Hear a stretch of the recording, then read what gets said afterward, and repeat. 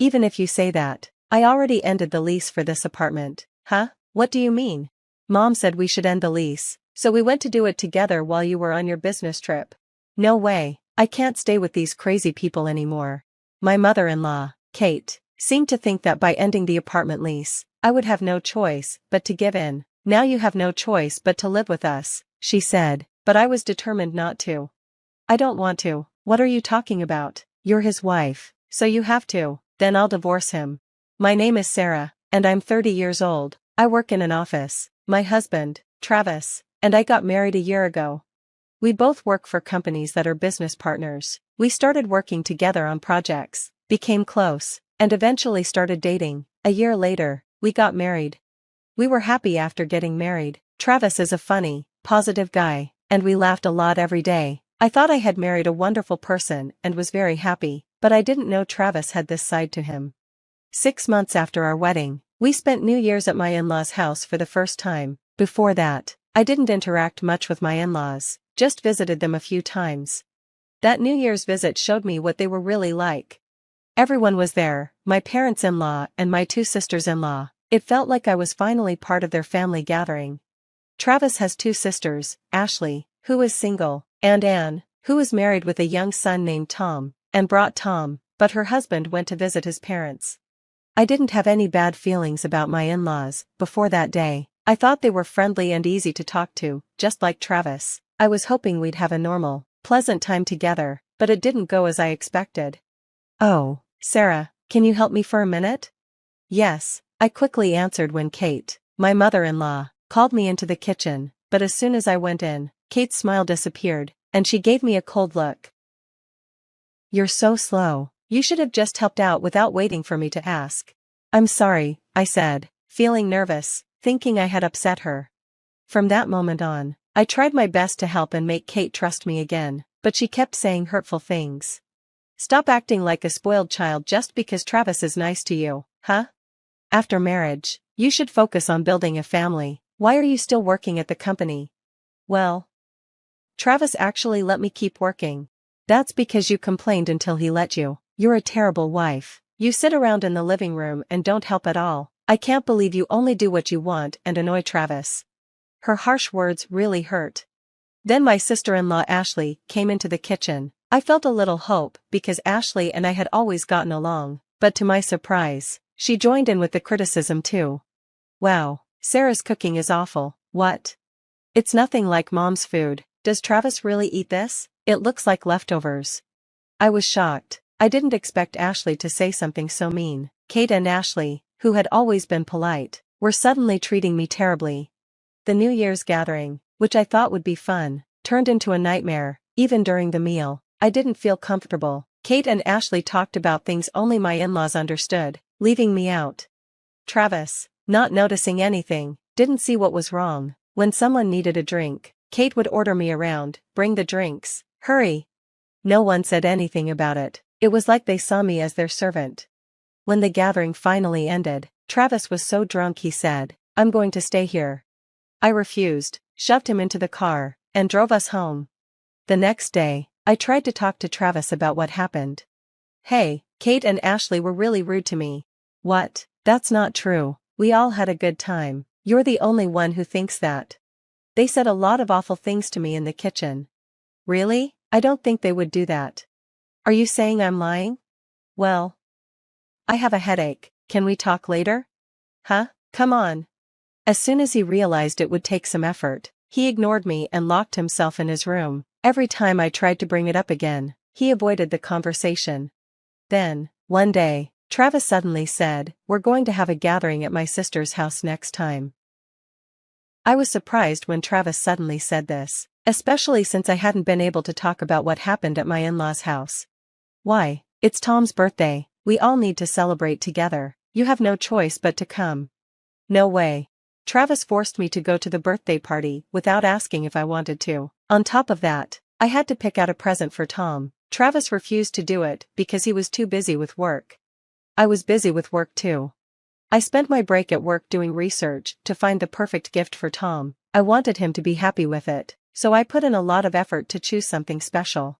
A month later, it was Aunt's son Tom's birthday. We each gave him a present. Wow, this is what I wanted. Tom seemed to love the gift I picked out. I was relieved and happy to see him so excited. And said, "Thanks, Travis, you're so busy with work, but you picked out such a great gift for Tom." I thought Travis would explain that I had picked the gift, but instead, he said something I didn't expect. "Oh, don't worry, it's only natural to research a present for Tom. I'm glad he liked it. I picked it out just for him." I couldn't believe it. Travis was taking the credit for the gift I chose. I looked at him in shock, but before I could say anything, Kate spoke up. "Hey, Sarah, what are you doing? Hurry up with the cake." "What cake? What are you talking about?" I asked, confused. Then Kate said something surprising. "The birthday cake. I told you to get it for today." "What? I never heard anything about a birthday cake." "Huh? What kind of wife are you? Don't tell me you didn't prepare it." "Well, I didn't hear anything about a cake." "You mean you didn't get the cake?" No." My in-laws all looked at me with disappointment. "My goodness, you're truly useless. It's my grandchild's birthday." Then Tom, who found out there was no cake, started crying. "I wanted cake."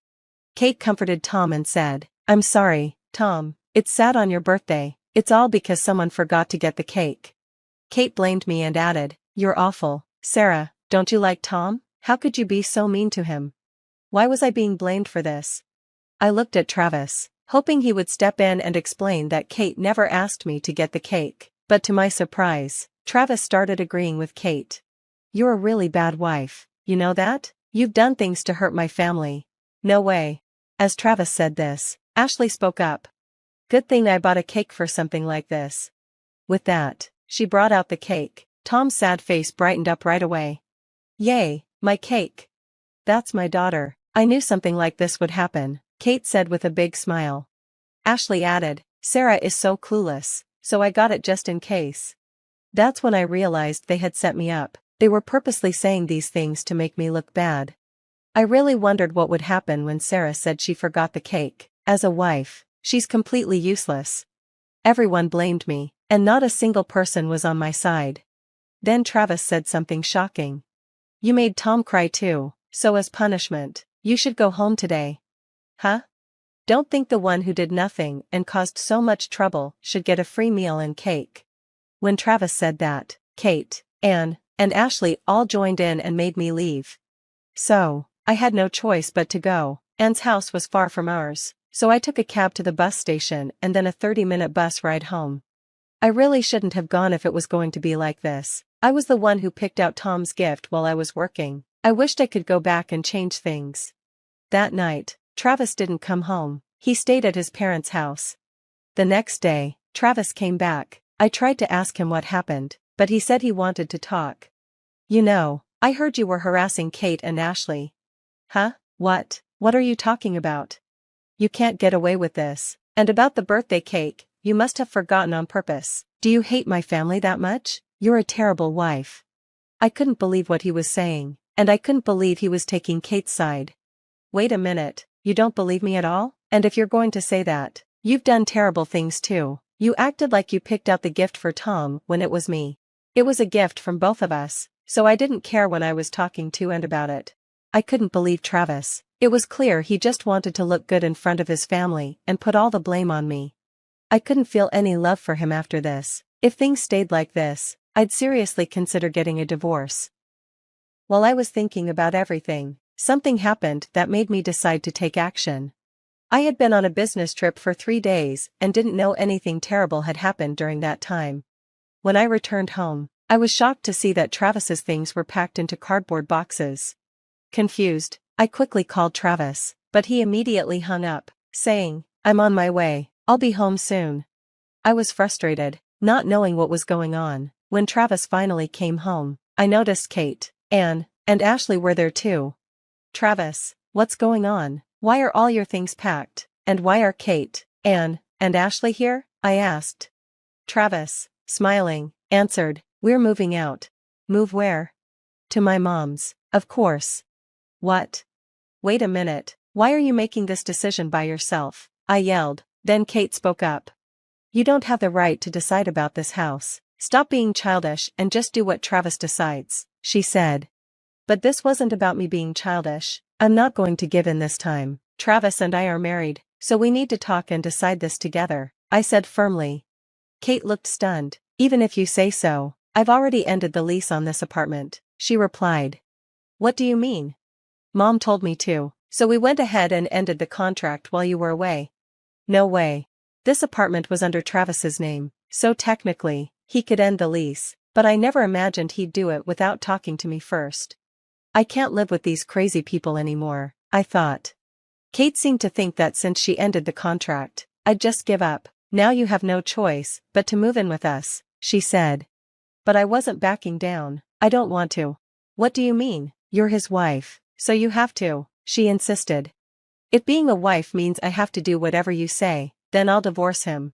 Travis was stunned. Wait, are you serious about a divorce? I wouldn't say it if I wasn't serious. I'm done with you and your family. Let's just separate. Travis was speechless. Then Ann and Ashley, who had been watching, suddenly spoke up. Wait, I won't let you get a divorce. Right, if you don't move in with us, who's going to take care of our dad? Ashley said. Take care of your dad? I asked. Ashley suddenly looked uncomfortable. Oh, I see. That's what this is really about, isn't it? I said. Apparently, my father-in-law had fallen down the stairs and needed care, and my in-laws were hoping I'd take care of him. So, you want me to take care of him? I asked. Someone has to do it, they said. Taking care of other people must be annoying for you all, since you're so selfish, I retorted. Are you insulting us when you're just a useless wife? They shouted. That's right, how dare you, you're just a wife, Ann and Ashley yelled. So, I'm not even the wife anymore? I said. Did you not hear us, or do you forget things quickly? I provoked them, and they became even more upset. That's enough, I don't care anymore, just get a divorce. I don't want to see your face again, Ann and Ashley said angrily. Well, I'll take your advice, I said, and started packing my things. Travis and Kate panicked and yelled at them. Take back what you said. They were clearly worried because they knew they'd be in trouble if I really went through with the divorce. As I packed my things and started walking towards the door, Travis and Kate rushed to stop me. Wait, Sarah, I'll make them apologize, please, let's not go through with the divorce, just take care of my dad, Travis pleaded.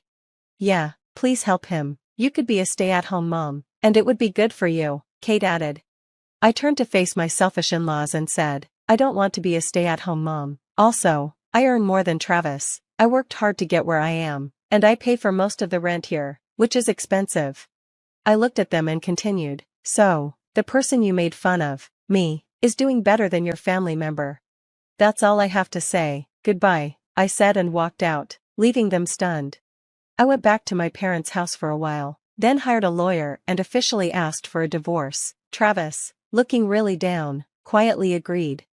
As for Ann and Ashley, Kate asked them to help care for their father, but they both refused and ran away, and even had to pay a large amount of alimony after her affair was discovered by her husband. Ashley, who had been living at home with her mother, started living on her own but couldn't manage to get up on time for work. She ended up getting fired because she was always late. Travis, still living with his parents due to Kate's pressure, is now the one taking care of his father. He's exhausted from balancing work and caregiving every day. Meanwhile, Kate and Travis are constantly fighting, stressed out, and their neighbors complain so much that the police have had to check on them. Most of the neighbors stopped interacting with them, and they became known as the crazy ones. It feels good to see them facing the consequences of everything they did to me. As for me, I've settled into a nice apartment near my office and am living comfortably on my own. I'm thinking of picking up a new hobby since I don't want to be in any relationship for now. The in-laws who pushed everything onto me and made me look bad are now in chaos, and it's satisfying to see them struggle. I wish Sarah a happy life from now on, and I hope she finds a new hobby soon. Thank you for watching till the end. Please subscribe to our channel. See you in the next video.